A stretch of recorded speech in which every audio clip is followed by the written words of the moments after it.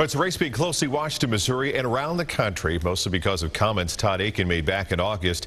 At the first debate today for Missouri Senate race, Senator McCaskill mentioned Akin's comments before the first question was even asked. Mitch Weber was in Columbia for the debate.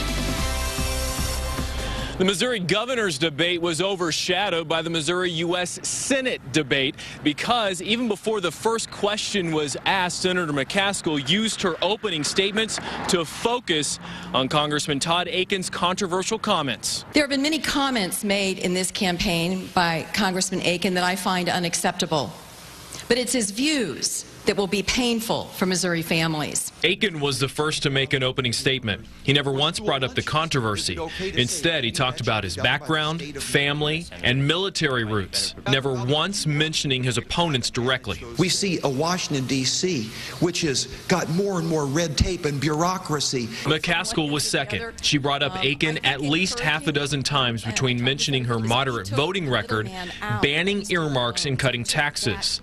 Libertarian candidate Jonathan Dine introduced himself by using the other candidates as examples. Like many of you, I'm tired of the constant fighting of the Republicans and Democrats. Beating the other team has become more important than finding solutions to America's problems. The first question focused on Akin's controversial remarks about rape. So to what extent should this comment still matter? And in what context do you think voters should consider it on Election Day? Well, I've answered this question repeatedly, and I don't believe that this election overall is about talk, but it's really about two visions. He has apologized for those comments, but they say a lot about how he views things, and that's where Missourians need to pay attention. But it was Dine who got the most reaction from his answer. I was astonished to find that Akin sits on the science committee, yet he fails to understand basic 8th grade biology. The next scheduled debate is October 18th in the St. Louis area. Tonight at 6, we'll hear from each candidate about their performance and where they believe their campaigns go from here. Reporting in Columbia, Mitch Weber, 41 Action News.